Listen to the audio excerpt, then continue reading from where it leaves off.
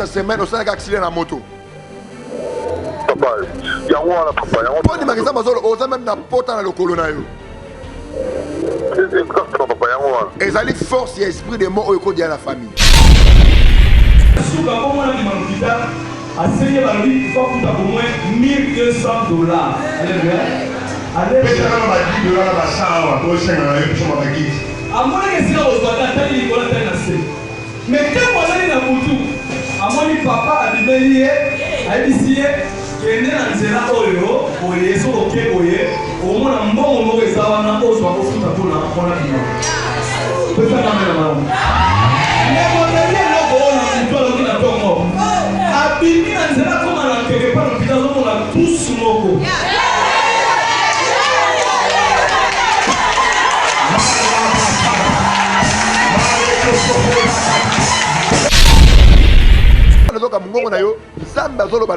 Ton plus grand problème est d'aller perdre. Oui, la condition a gagné son attaque. Yo kangai, mon est dans la katana. Nzamba zebisa na katana ko wala garçon comme les pichou. Nzamba zolo balangai. Ton plus grand problème est d'aller perdre. Nengo zal au même bobung sambong. Oui, la condition a gagné son attaque. Yo kangai, mon est dans la katana. Nzamba zebisa na katana ko wala garçon comme les pichou. Bote bandeko balandi nzamba pambola bino ezalinga apôtre Gédon Kayembe AGK prophète lelo autrement appelé Papa Solution. Naye na bonne nouvelle, le bas bonne nouvelle. Bonne nouvelle déjà que Maya Faya ezali presque partout na Afrique du Sud, dans la maman Chada numéro yango wana, na Angleterre na Manchester dans la maman Monique numéro yango wana, na Angleterre toujours na Londres tout ça la maman Francine Kakolongo numéro yango wana, na Belgique tout ça la maman Pascaline Ekwamandika numéro yango wana, kobo salate na France maman Afo na Château Rouge numéro yango wana, na Suisse tout ça la papa Costa Lutangu numéro yango wana, na Allemagne tout ça na papa Henri Moulé numéro yango wana, na Amérique États-Unis na Massachusetts tout ça na apôtre Willy numéro yango wana, toujours na Amérique na ville ya London na Uta na maman na biso Nelita na papa Yende numéro yango wana, na Canada na Edmonton Alberta na maman Nelly numéro yango wana, et tozali na papa na biso Bernard Chunza na kati ya Canada na Québec numéro yango wana. Maya Faya ezali solution na yo pour la délivrance. Nzamba tuni Moïse, qu'as-tu entre tes mains? Et l'okonini ozanango na maboko na yo, Moïse a dit Nzambe, j'ai la verge. Nzamba a dit Moïse, c'est à travers la verge que tu opéreras le miracle. Nzamba a dit ngai ba solution nyonso pour na batu ezali na kata mulangi ya Maya Faya. Tout est possible à celui qui croit et rien n'est impossible à Dieu. Problème nyonso ya vie ozanango, voici la solution pour vous. Ezali eau de miracle Maya Faya. Belgique, France, Allemagne, Suisse, Angleterre, Canada, Afrique du Sud, pas point de vente na biso nyonso yango na ba numéro ko jitete ko benga baza gentil, baza humble, bazali sympa et ko bosana te bazali bana nzambe ya solo. Kondima est en place, que Dieu vous bénisse. Bonjour, shalom, que le Seigneur vous bénisse. C'est l'apôtre Gédon Kayembe AGK, prophète lelo. Je viens vous inviter à un grand programme, cette fois-ci en France, précisément à Paris, pour ce vendredi 29 juin à partir de 21h. Nuit de miracle à France, vous êtes bénis. Prenez rendez-vous, faites vos réservations pour la consultation prophétique par ces numéros ici. Ils vont vous recevoir, ils vont vous enregistrer pour vous réserver votre place. Nuit de miracle à Paris, c'est vendredi 29 juin à 21h. Que Dieu vous bénisse. Nous serons habillés tout en blanc. Le Saint-Esprit sera au rendez-vous. Amenez des malades, les gens qui ont des problèmes, les gens qui sont limités. Voici la grâce pour vous. Vous qui habitez en France, vous êtes à Paris, à Lyon, à Lille, à Nantes, dans les banlieues. prenez des transports, venez, prenez des métros, prenez tout ce que vous pouvez prendre pour arriver à ces programmes-là. Le Dieu de l'apôtre Gédéon Kayembe fera marcher des choses et la gloire sera tellement manifestée. N'oubliez pas, une date, un seul jour, c'est vendredi 29 juin à partir de 21h, nuit de miracle, vous êtes bénis. Nzambe na yambi bino lisu na poko lelo na émission spéciale oyo le temps de la foi tika ete Nzambe a pambola bino. Il envoya sa parole et sa parole le guérit. La parole de Dieu est l'instrument principal de la guérison et l'instrument principal de la délivrance.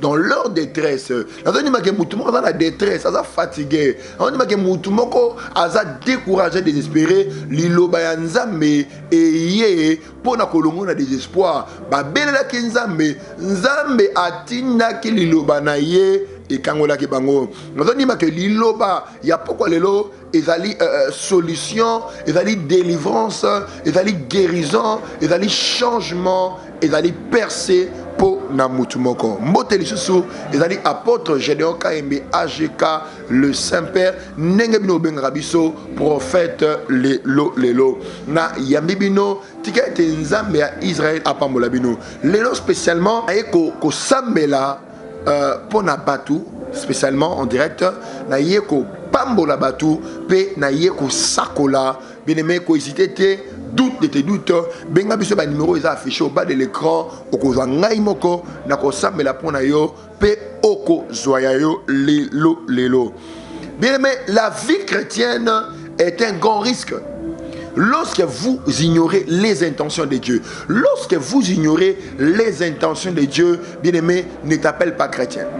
Notre Père qui est aux cieux, que ton nom soit sanctifié, que ton règne vienne, que ta volonté soit faite sur la terre comme au ciel. Dans la terre, nous dépendons de la volonté parfaite du ciel. Au ciel, il n'y a pas de maladie. Au ciel, il n'y a pas de pauvres. Au ciel, il n'y a pas de ratés. Donc, automatiquement, et ce que il faut vivre nabika volonté Nzambe kuna na likolo. Bien écoutez, la Bible dit, il souhaite que nous prospérons à tous égards, comme prospère l'état de notre âme. La volonté de Dieu est que tu prospères. Lo sango nangai na yom tuzola nangai tikete Nzambe afulu kisavi na yo au nom de Jésus. Proverbe chapitre 4, le verset 18.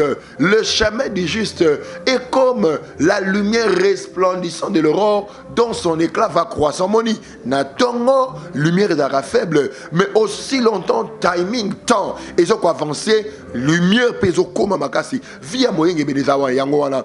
Bible Jésus-Christ grandissait en stature, en sagesse devant Dieu et devant les hommes. Mais la vie d'un chrétien, ils ont le la lumière à tongo et qu'on a faible, mais et qu'on finit faible. Je m'excuse, et qu'on finir faible. Bien écoutez, commencer petit n'est pas mauvais, mais demeurer petit, c'est mauvais. Il y a une rétrogradation. La rétrogradation vous fait demeurer petit. La rétrogradation est au kanga. Rétrogradation et percé. La rétrogradation bloque ton avancement. La rétrogradation vous empêche de progresser et d'aller de l'avant. Quelqu'un qui est sous l'emprise de la rétrogradation a constaté une émission passée dans le Belaki, symptôme, il y a rétrogradation.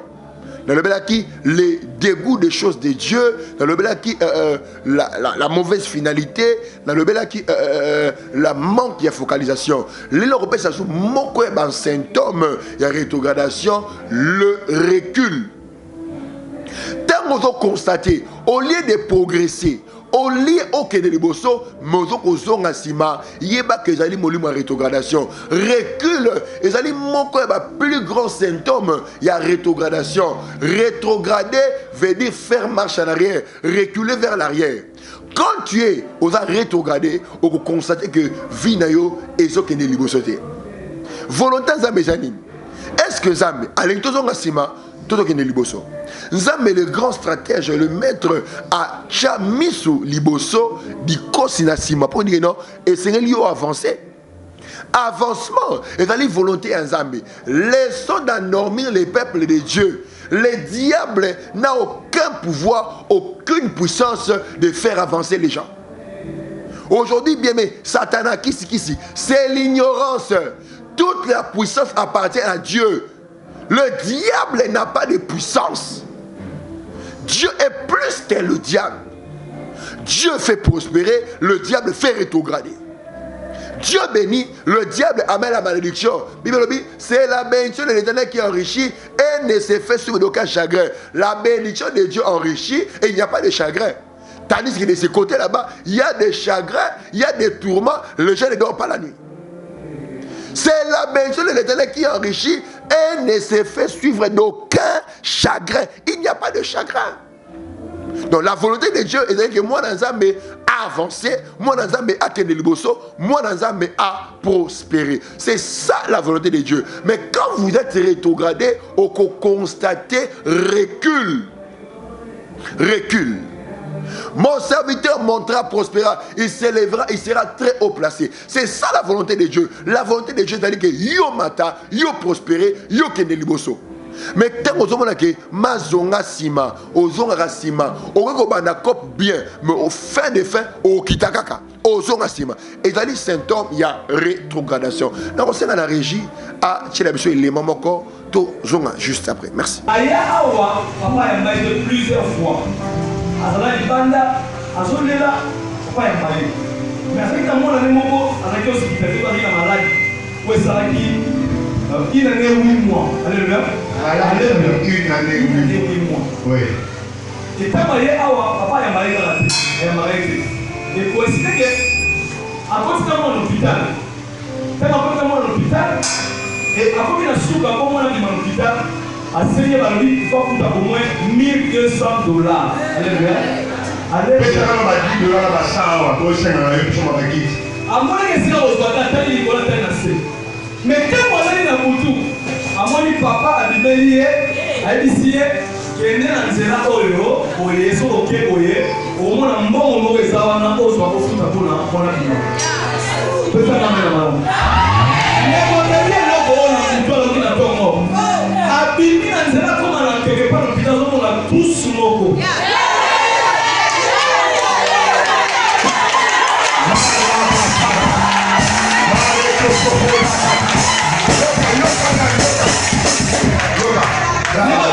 Azui tous soin.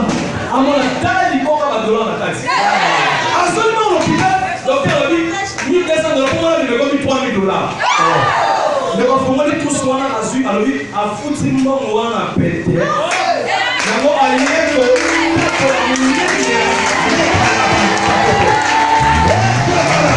Kolanda ba témoignage wana ndiko ngai na linko ebiso ke non nzamba za réel ba yaki pe lokola yo bazwaki ya bango lelo okobenga biso na ba numéro o ezali affiché au bas de l'écran 097 44 78 320 na bandeli 097 44 78 320 081 88 9008 081 88 9008 089 760 81 58 090 38 18 772.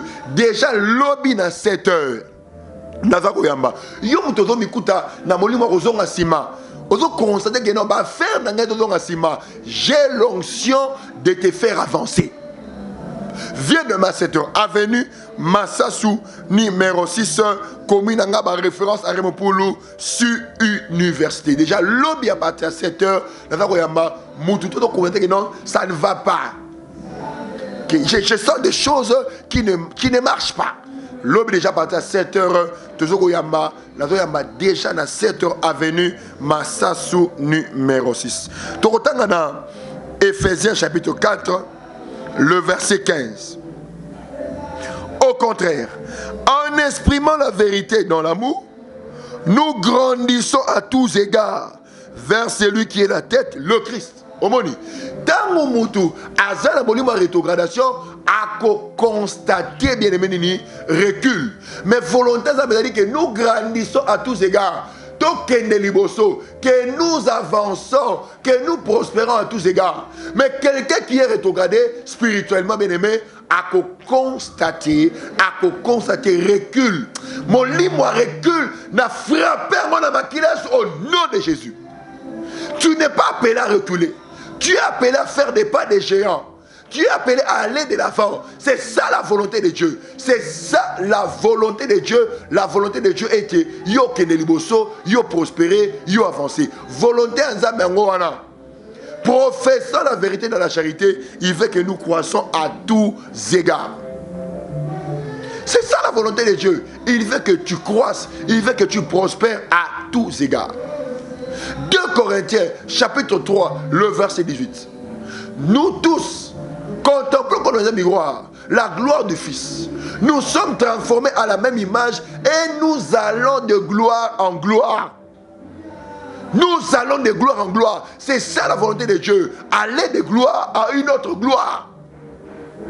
Nous sommes au temps de la fin. La Bible dit, Ésaïe chapitre 2, le verset 2, il arrivera à la fin des temps, la montagne où est la maison de l'Éternel sera élevée au sommet des collines. Zambalingi yo omata, yo omalabi. Tous les peuples y affilieront. Batouakoute de part et d'autre, bakomona ki ya solo dans l'ensemble. L'ensemble pour la montunyoso, azolo nana constamment, fermement dans le bin zamba pamolayo. Zamba pamolayo, okokufa la pauvreté. Malade wana, ekobo mayote au nom de Jésus. Je chasse cet esprit. Na moni o mati, et l'autre kangayo, o keneli bosote, na brisé au nom de Jésus. Professant la vérité dans la charité, il veut que nous croissons à tous égards. N'a pas le numéro de téléphone, abisso affiché au bas de l'écran.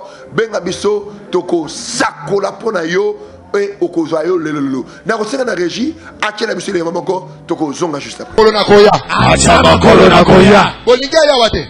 Tala misu la fotale. Papa caméraman, soit misu. Jesus. Soit misu position là, tala misu. Tala misu. Jesus. Ça c'est normal ça. Hein? Est-ce que c'est normal? Tala misu. Jesus. Ça c'est normal ça. Et l'autre tu es pas terminé na misu na yo. Na fino na otango na komo na Yesu. Amen. Amen na yo na yo tangote. Amen. Amen na yo tangote. Amen. Est-ce que lui, hein? Yo toto.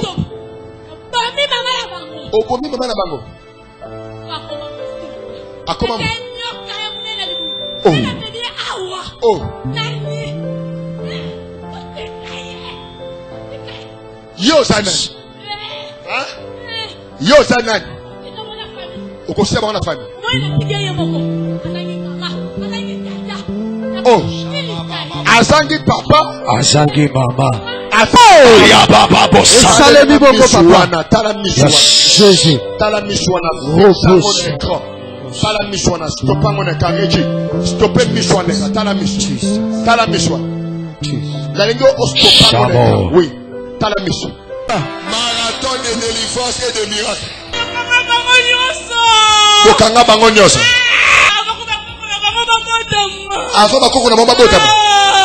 Bokanga déjà bango. La folle numéro de téléphone Nabiso, Koba Kobenga Biso, continue Kobenga Biso, na 097 44 78 320, 097 44 78 320, 081 88 9008, 089 760 81 58, 090 38 18 772. Bah téléphone vous allez ouvert, continue Kobenga Biso, toko sakola pona yo, oko joya yo, lelo. Totali na avenue Massasu numéro 6 commune Ngaba, référence à Remopolo sur université. Déjà, le parti à 7h, de Zokoyamba. Yo mutozo mikuta na problème, ba difficulté, vie zota molaté, ozo ko remarquer que ozo avancer té. Dieu a un homme, l'apôtre Gédoka et AGK, le Saint-Père prophète le Lolo, viens, nous allons prier pour toi et il y aura relancement, il y aura de très bonnes choses. Nazon dima que wana yokoya okozoyo le lolelo. Volonté nzambe ezali que to mata, volonté nzambe ezali que to prospérer, volonté nzambe ezali que yo kene liboso, volonté nzambe ezali que yo o mata dans tous égards. Ba numéro de téléphone est ouvert, continue comme un biso, tu as mis appel à liboso. Allô? Allô? Oui, bonsoir, prophète. Oui, bonsoir. Comment on appelle ça, Komini? Oui, comment on a Papa Chamala, la voix de la commune à Lemba. Allô? Oui, Papa Chamala, la commune à Lemba. On va dans la commune à Lemba, tout le monde.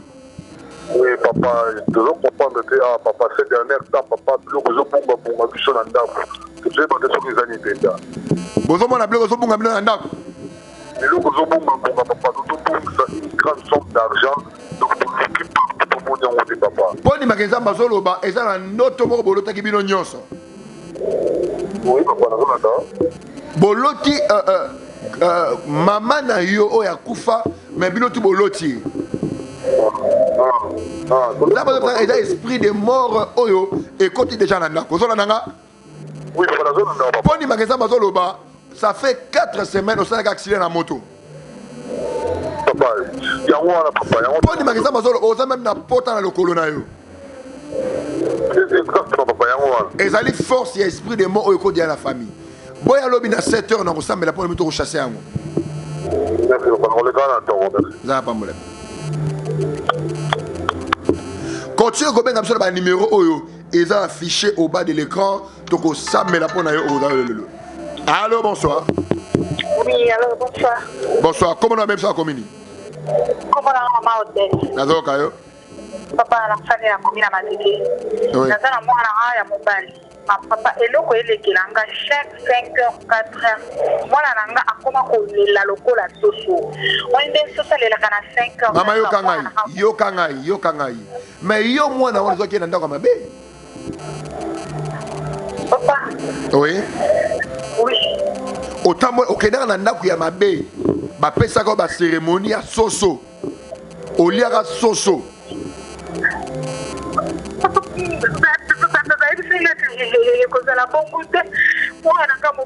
Satana aza muta lokuta. Boya na elobi na tongo 7h avenue Massas numéro 6 toko sambe la pona en dans chasser d'esprit là. Papa après le sambe la kate papa na pour comment le ngai mwana nga za moko ya mobali papa. To sambe la ka chaque mercredi, vendredi, chaque mercredi, jeudi, vendredi, dimanche, ba programme yango les autres na la télévision. Merci papa na ozanga tinoya. Le diable n'a pas là. Mon limoto ba réclamation sorcellerie. Na chassé yango au nom de Jésus. Na détruit yango. Na combat na Yesu. Esprit à ba sacrifice.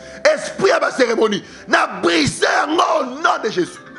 Tu as mis appel Oyo. Allô? Oui, allô, bonsoir prophète. Bonsoir, comment on appelle ça commune? Oui, comment on a maman Nimbala na papa. Maman ta on a zo kayo, nzamba zo bisanga boye. Oza na problème moko ya instabilité maritale. Oui papa. Poni makeza bazo loba, mibali nyonso ba proposera ba loba kufaka.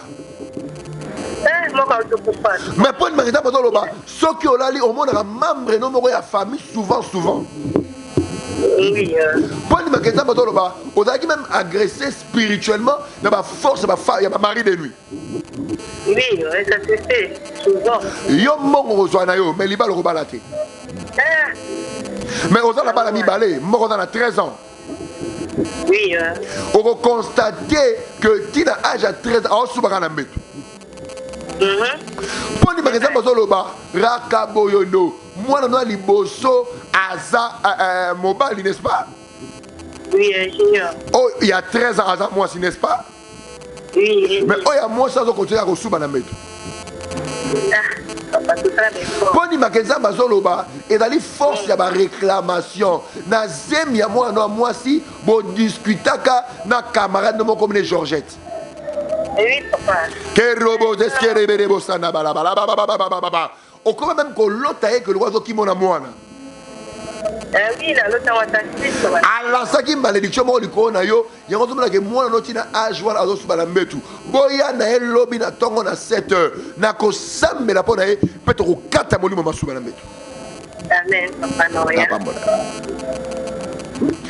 Avenue Massassou numéro 6 commune ngaba référence à pour le sur université. Déjà lobby à partir à 7h la za ko yamba olanda biso pe ming na télévision molimo ya kilo wana na brisé ango au nom de Jésus.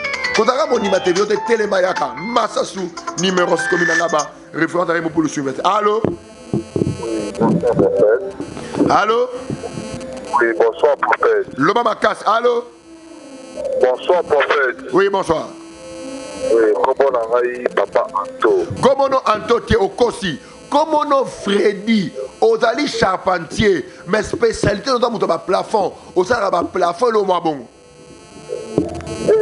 Papa. Poni makisa bazoloba, ozana mwasi moko mona e Henriette. Oui, papa. Mais Henriette ato ki mona ndako? Ato ki mona ndako? Papa, à qui on a fait déjà une semaine et un Allô? Oui, à qui on a fait déjà une semaine et un papa. Olobi nini? La lobby, moi, on a pas qui ça fait une semaine et un papa. Nana kimi ndako, mwasi na. Papa. Mais yo on a problème on a un problème de faiblesse sexuelle et puis ba tchao molimo ya masanga trop. Ah, papa, la mélange, on peut le souci, papa. Mais yo tekaka le pont maman na bino ba lakela ko mabe. Papa, on a voulu faire un Yaka lobi na 7h avenue Massassou numéro 6 commune ngaba référence à Remo pour le sur université. Merci, papa. On a voulu papa.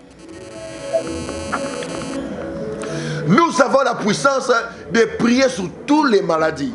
Nous avons prié pour la sidatique. Nous avons sida. Dieu guérit toutes sortes de maladies. Il guérit toutes sortes de maladies. Dieu guérit les diabètes. Les diabétiques n'ont pas de sida. Nous avons lobby dans 7 heures. Si vous avez la première stérilité, ou même la stérilité, lobby déjà dans 7 heures. Nous avons la diabétique, la sidatique. Nous avons Zamba apporte onction. Il y a guérir la sidatique. Il y a le diabète. Puis il y a fongola ma botte à battre.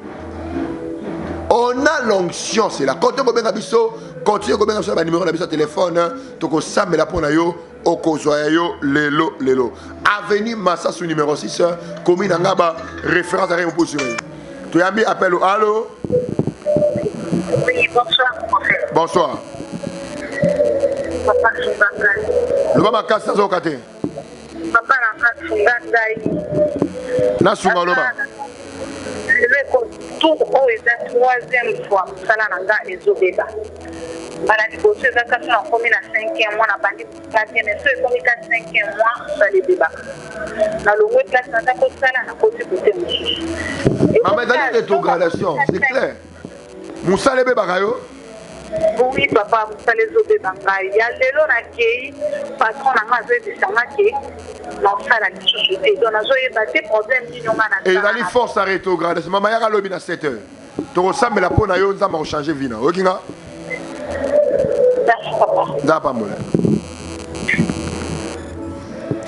Tant qu'on constate, constater, il y a une force à rétrogradation. Rétrogradation, il y a un objectif, il y a un objectif, il y a un c'est ça le rôle et le but, il y a rétrogradation. Tu as bien appelé allô? Oui, allô, bonsoir papa. Oui. Bonsoir papa. Bonsoir. Oui, comment on a tanda papa? Tant on a yoka mungongo na yo, yoka ngai. Tant on a yoka mungongo na yo, zamba zolo balangai. Ton plus grand problème est d'aller ba perte. Nengo zal autre même bobung sambong. Oui, la commission on a gagné sur la tekaka.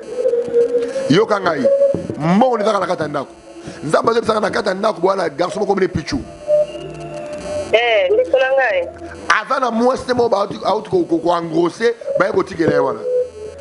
Oui. Mais pour une raison bazolo ba azaki na ba projet ba yanga fona ke nangola. Asenga jo so mo ya mbongo pimelaki. Asenga mbongo na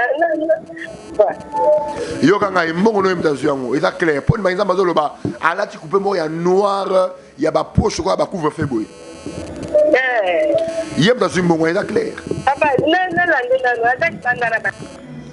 Commune Yangaba, avenue Massassou, numéro 6, référence à Remopolo sur université. On a un dieu de maintenant, les dieux de Lelo. Benganga Lelo, na Sakolapo dans Lelo, Ozoyo, Lelo. Continue comme un numéro affiché au bas de l'écran. Zamalo la copa molayo, pe okozoyo, Lelo. Allô?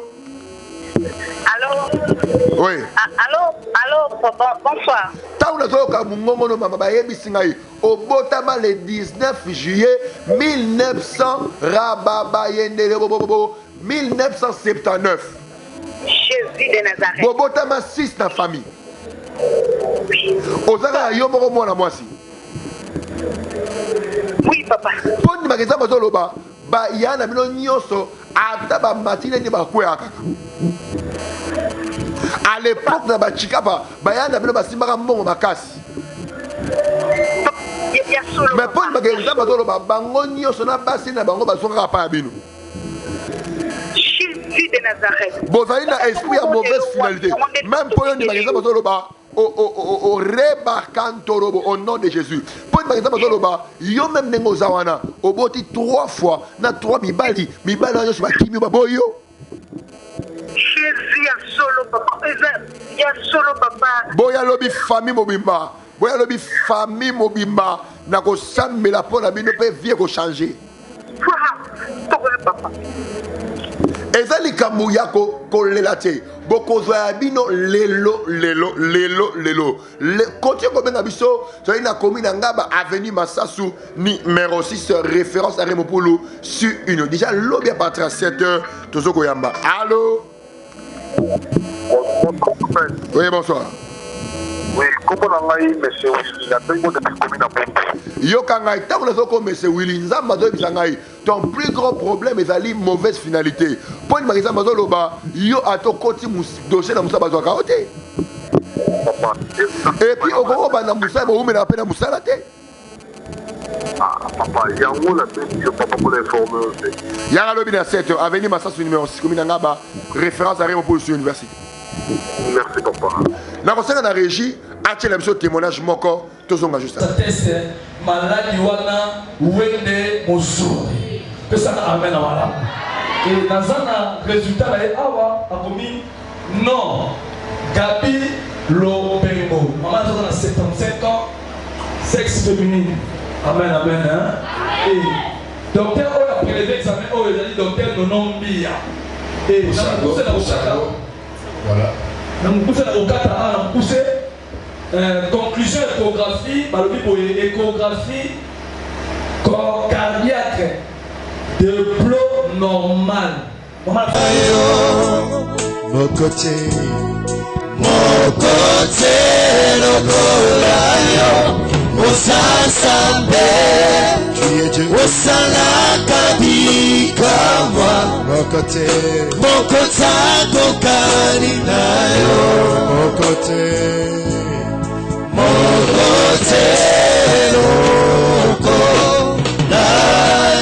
Tu es Dieu, tu opères de miracles.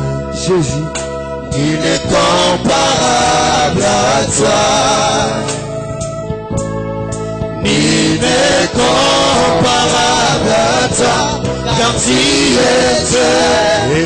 Seigneur, tu fais des miracles. Il est comparable à toi. Il est comparable à toi. Au salaki test wapi na hôpital ni. Hein? Dans les métiers. Changeons hôpital. Lobby. Vous faut combien pour l'examen? 5 awa. L'examen kuna. Basala kinano yo. Zonga lobby. Soit changer hôpital. Ça le même test. Motema na yo ezaka kovimba ezongi normal. Amen. Na cause na yo lobby na témoignage. Mettez la koloma boko. Gloire à Dieu, gloire à Dieu.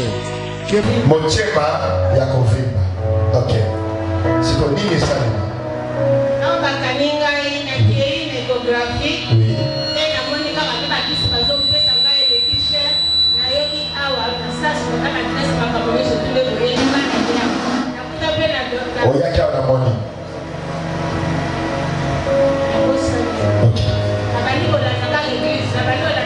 Mais vendredi, jeudi kaka oya lobi kutani kama yo solo koya ko pesa ko plan koya ko pesa ko ngapela mimi kaka na lelo kati kala kama boko mibale kabada kizera na kenda la ndio kuna ya sima la pesa nyeso tolo basi na ngai usambe iko na ngai tini kalo zoma suna epa docteur mais hôpital yo kendeki ko kende yango te sanjo hôpital ndena kei na ezo pa docteur nono azawana batindi ngai kende sala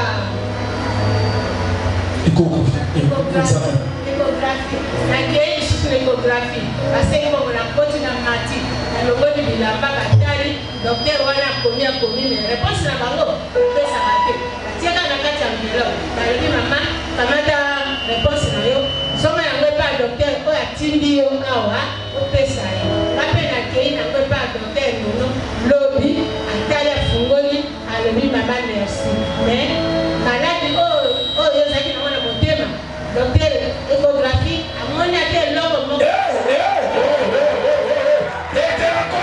général Doppler et ECG donc volume à monter. Oui, oui.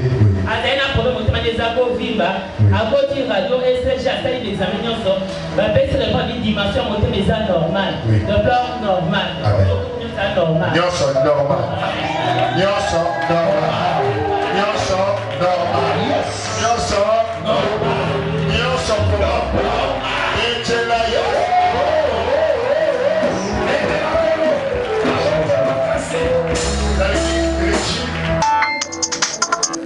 Allô, bonsoir. Oui, bonsoir, prophète. Oui. Papa Gauthier, la Val de la commune à Lingwala. Comment on Gauthier t'es au Val de la commune à Lingwala t'es au Val de la Massina. On t'a peinte. Comment on Gilles. Papa. Oui, comment on Ninta. Comment on a ça dans nos ça, frère? Hein? Ngai na leki na TV po batu batana ba problème bana ko ndima benga ngai. Continue ko benga biso ba numéro d'affiche au bas de l'écran au ko joyeux na yé ko sakola no émission lelo tomola téléphone benga prophète au joyeux lelo tomola téléphone na yo benga prophète. Allô? Eh, allô papa. Oui. Oui, papa, moi, tout justement, on a poussé un peu sa vie, on a ma voyage en Angola, où papa n'a pas quitté. Mongo ane mon ani mukoloni. Na monya ngole lo papa, kande na zo ma wana monya na mongo na zo pesa vie na ewana. Amen, amen. Yanga lobi na témoignage de longola kimna yo. Na koya. Gloire à Dieu. Pour le bango tu batana besoin continuer ba semence na bango, ba numéro na biso M-Pesa ezawana, o continue offrand na yo, o continue na semence na yo, eza lisumuté. Allô? Oui, allô. Allô, oui. Bonsoir papa. Oui. Oui, na famille na Ipen. Oui. Papa, ça fait 3 mois to 5 mois yango na monaka règle de vie. Et mais na tamboli vraiment. Yoka ngai. Simba libumu na yo. Na simbi papa na. Au nom de Jésus. Na sambeli ba règle na yo ba pe efungwama au nom de Jésus. Amen. Yes. Amen. Le ba fire. Total ensemble ya lelo. Continuez ko benga biso na ko ngamoko na ko sakola po na yo. Et ça va jeter, nous avons un Dieu de maintenant, la puissance est à Dieu. Okozoyo lelo pe okopambo la nzambe. Ba numéro de téléphone est affiché au bas de l'écran. Continuez ko benga biso pe okozoyo lelo. Nalobi bien lelo. Allô? Oui, bonsoir prophète. Oui. Oui, comment on a papa Anderson, avant la commune de la quartier Kaouka. Oui. Oui, papa, ça fait au moins 4 ans que je suis de la maman. Ce qui nous a fait la maman, ça motive. Et puis, l'eau, comme mon côté, c'est pour la famille de Dieu. On a bien on a intervenu pour la famille de Dieu, papa. On l'a béni. Ndenge na zawa kombo na papa Anderson na mwana commune ya Kalab na quartier Kaouka. papa nde naza ça fait moins 4 bango makambo ezomelaka soki na posi demande na nga na mosala papa ateka cetaka demande mais papa ezali force à rétrogradation po ni makenza mazoloba po ni malonga kenza mbaloba yona papa tango olalaka oloto olia solia na butu. Oui papa faut pas changer les hommes rapide et puis batu bato loto mabe kala mingi te awa même les gens te qualifient de sorciers dans nos sociétés. Oui papa donc papa yara lobby to longolelo ba wana ça va 7 heures. OK. Continue à bien biso na ba numéro d'affiche ba de l'écran même après mission to ko samela pona yo okozwa yo lelo nazo ma deux juste appel deux appels le tikali nazo ma deux appels kaka et na samela pona lobby déjà parti à 7 heures nazo ko yamba to na avenue Massassou numéro 6 commune ngaba référence à Remopoul. Tu as mis appel allô. Oui allô papa bonsoir. Oui. Si papa ngade mama tumba na bengi mwana nga kenda libala de moya ngo bazongise nga maladi awa kuta zolo bati azoni ngalate papa sunga ngai azolo bati azoni ngalate azoni ngalate atala kaka ozoni makenza moto bikse lelo nazoni mayo simara libumu na ye na simbi papa au nom de Jésus maintenant je libère les paroles malobo et kenda na zongisi yango maintenant. Toi, esprit d'infirmité, de maladie, sors, libère cet enfant, je la libère au nom de Jésus. Il n'y aura pas de sacrifice. Sors, je la libère. Oh. Père.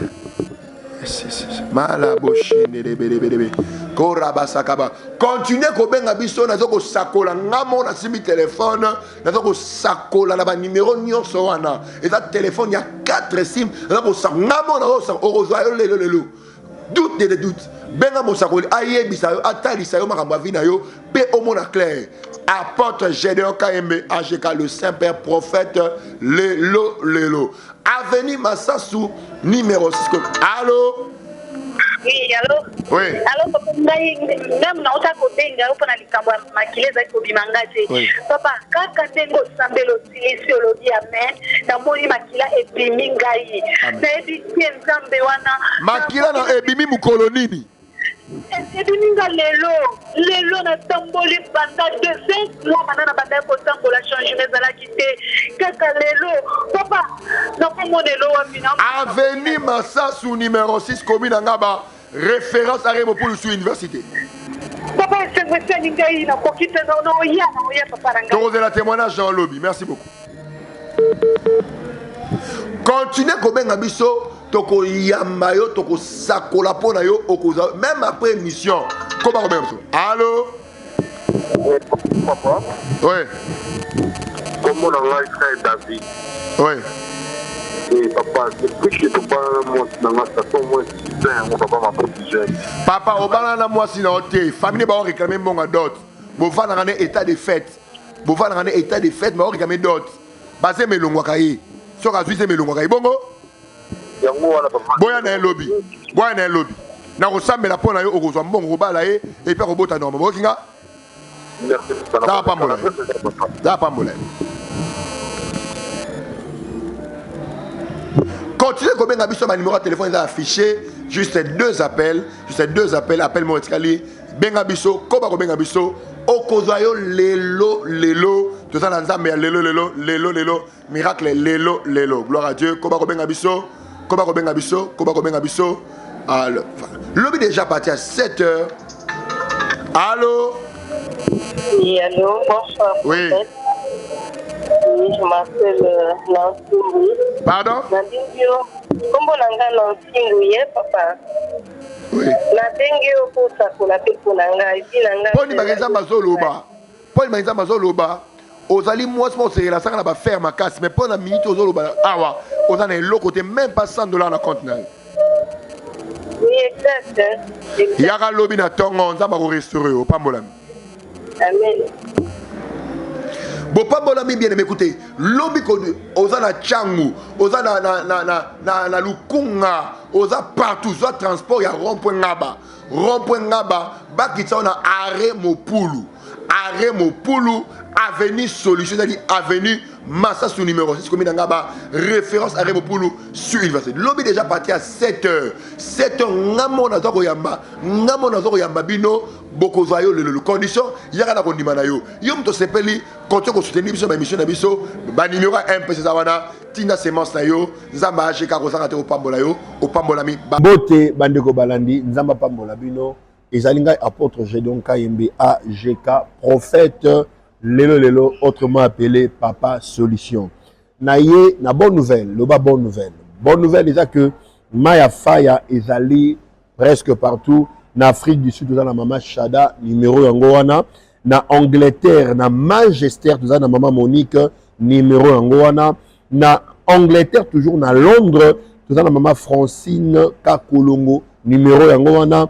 Na Belgique, c'est na maman Pascaline et Komandika numéro yangoana kobo salate na France maman Afo na Château Rouge numéro yangoana na Suisse tout ça na papa Costa Lutangu numéro yangoana na Allemagne tout ça na papa Henri Moulé numéro yangoana na Amérique États-Unis na Massachusetts tout ça na apôtre Willy numéro yangoana toujours na Amérique na ville ya Longon na Uta na maman na biso Nelita na papa Yende numéro yango wana na Canada na Edmonton Alberta na maman Nelly numéro yango wana et tozali na papa na biso Bernard Chunza na kati ya Canada na Québec numéro yango wana Maya Faya ezali solution na yo pour la délivrance. Nzamba tuni Moïse qu'as-tu entre tes mains? Et l'okonini ozanango na maboko na yo Moïse a dit Nzambe, j'ai la verge. Nzambe a dit Moïse, c'est à travers la verge que tu opéreras le miracle. Nzambe a dit ngai ba solution nyonso pour na batu ezali na kata mulangama ya faya. Tout est possible à celui qui croit et rien n'est impossible à Dieu. Problème nyonso ya vie ozanango, voici la solution pour vous ezali eau de miracle Maya Faya. Belgique, France, Allemagne, Suisse, Angleterre, Canada, Afrique du Sud, pas point de vente na biso nyonso yango na ba numéro ko jitete ko benga baza gentil, baza humble, bazali sympa et ko bosana te bazali bana nzambe ya solo. Condiment est en place, que Dieu vous bénisse. Bonjour, shalom, que le Seigneur vous bénisse. C'est l'apôtre Gédon Kayembe AGK, prophète Lelo. Je viens vous inviter à un grand programme, cette fois-ci en France, précisément à Paris, pour ce vendredi 29 juin à partir de 21h. Nuit de miracle à France, vous êtes bénis. Prenez rendez-vous, faites vos réservations pour la consultation prophétique par ces numéros ici. Ils vont vous recevoir, ils vont vous enregistrer pour vous réserver votre place. Nuit de miracle à Paris, c'est vendredi 29 juin à 21h.